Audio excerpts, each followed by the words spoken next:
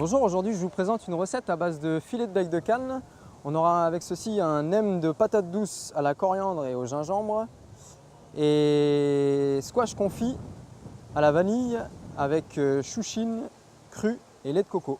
Donc aujourd'hui j'aurai besoin comme ingrédient le filet de bec de canne, du poivre, mais également du sel pour l'assaisonnement, de la feuille de brique, du beurre, du squash, de la patate douce, de la coriandre fraîche en botte, un œuf, du chouchine frais, du gingembre frais et des gousses de vanille. Pour commencer, nous allons tailler notre filet de bec de canne. Donc on enlève les petites nervures. Je vais tailler 3 morceaux identiques.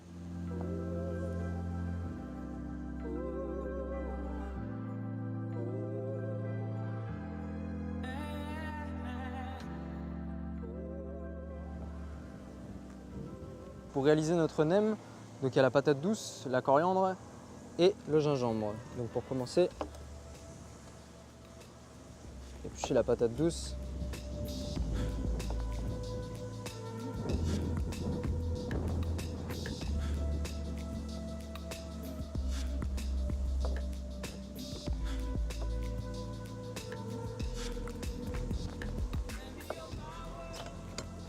Ensuite, on va la tailler en morceaux réguliers pour la cuisson avec le lait de coco.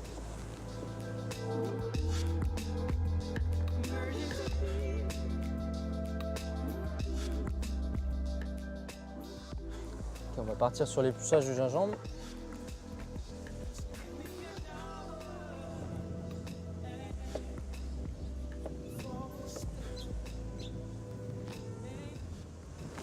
Et ensuite le taillage.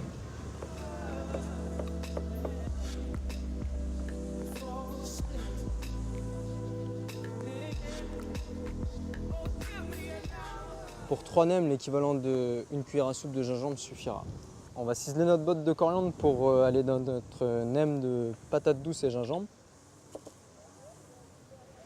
Même taille que le gingembre, bien fin. Qu'on mettra seulement quand tous les ingrédients sont cuits pour garder ce côté fraîcheur. Ok, on va passer ensuite donc à notre squash. Pour ceci, on a réalisé des fines tranches à l'aide d'une mandoline ou d'une trancheuse, un emporte-pièce, comme cela.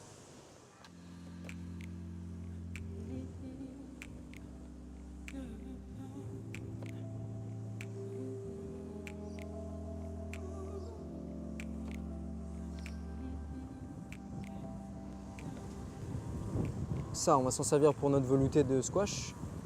On va passer aux chouchines maintenant.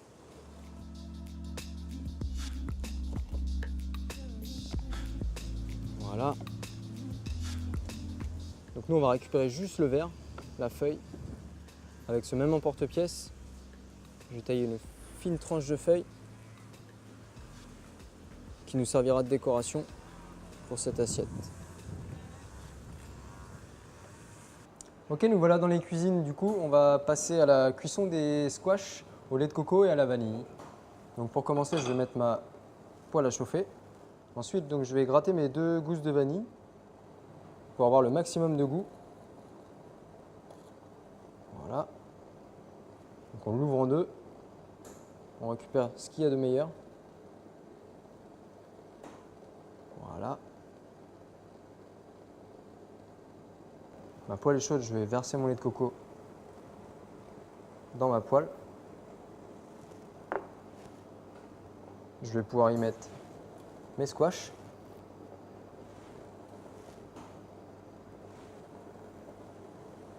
Pas besoin que ça aille trop vite, au contraire. Et je vais pouvoir y mettre ma vanille.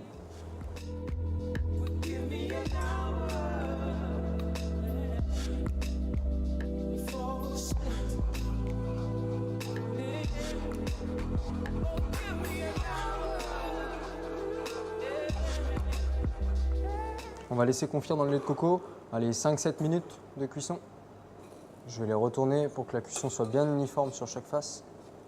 Donc, suite à notre taillage de squash tout à l'heure à l'extérieur, j'ai gardé mes parures de squash que j'ai lancé en cuisson pour obtenir un joli velouté bien lisse avec mon lait de coco et mon beurre.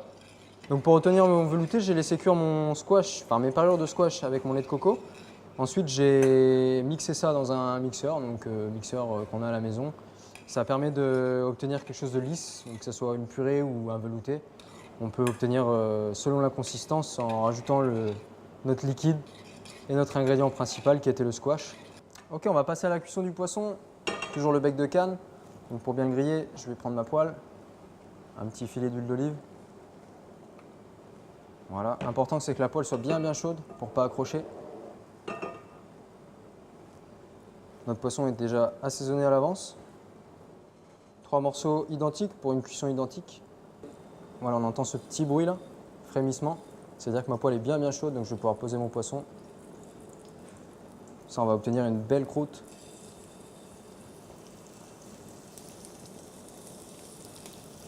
Voilà. Une fois que la poêle est bien chaude, on va légèrement baisser le gaz. Donc là, je vais laisser dorer bien mon poisson correctement. Et pour une meilleure cuisson, on va passer à la vapeur.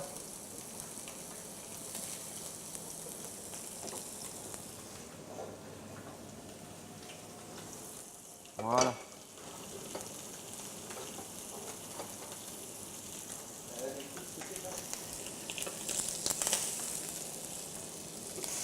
Je vais retourner mon poisson pour qu'il dore aussi de ce côté-ci. Là, j'ai mis ma couscoussière à chauffer. Donc c'est une base d'eau. Hop.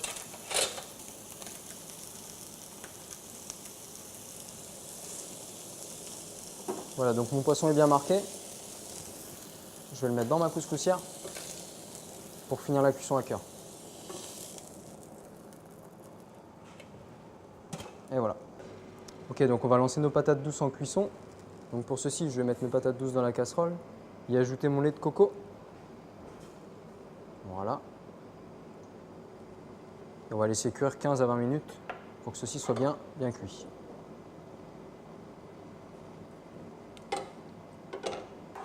Donc au bout de 15-20 minutes de cuisson, nos patates douces ont l'air bien cuites. Pour vérifier ceci, on va prendre un couteau et on va y planter notre couteau. Si celui-ci rentre facilement, c'est que ça veut dire que c'est bon. Ensuite, on va pouvoir égoutter nos patates douces, les laisser légèrement refroidir et les écraser avec notre gingembre et notre coriandre fraîche. Et c'est cet appareil qui va nous servir à rouler nos nems.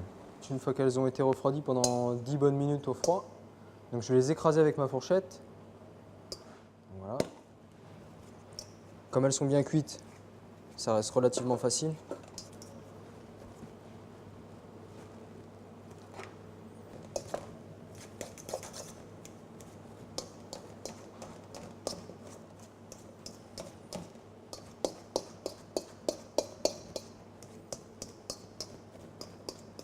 Voilà, une fois que j'ai quelque chose d'assez homogène,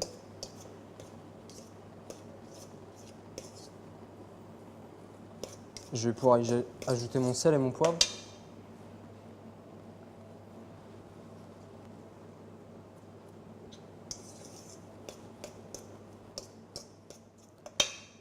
Mon gingembre et ma coriandre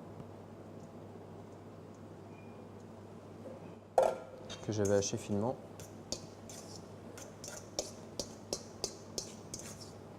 Donc là, on va attaquer notre feuille de brique. Pour ceci, je vais récupérer juste le blanc. Voilà.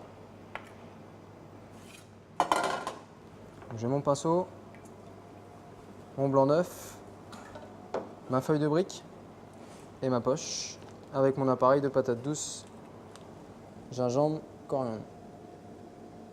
Je vais délicatement le poser. Ensuite, on va rouler bien serré.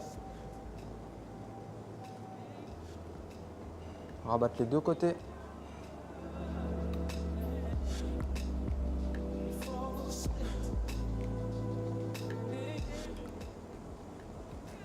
Et là, je vais pouvoir y ajouter mon blanc d'œuf qui va permettre le lien à la cuisson dans la friteuse.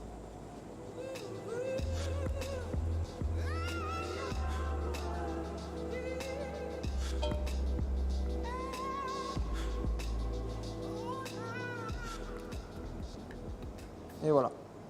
Ok, on va partir sur la cuisson des nems de patates douces. Donc pour ceci, il va vous falloir une friteuse. Donc on va y tremper dans le bain à 180 pendant 1 à 2 minutes. Voilà. Notre blanc d'œuf permet que ça maintienne la feuille de brique au maximum. Et le fait qu'on les ait bien serrés, ça change aussi la cuisson.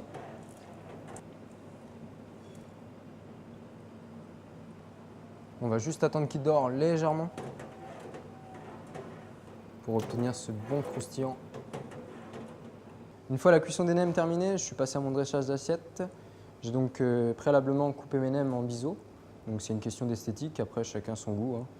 Donc j'ai déposé mon squash, mon velouté, mon lait de coco, mes feuilles de chouchine délicatement. Et pour finir, mon poisson bien grillé à cuisson parfaite. J'ai ensuite ajouté mes gousses de vanille en décoration. Et pour finir, un brin de gingembre.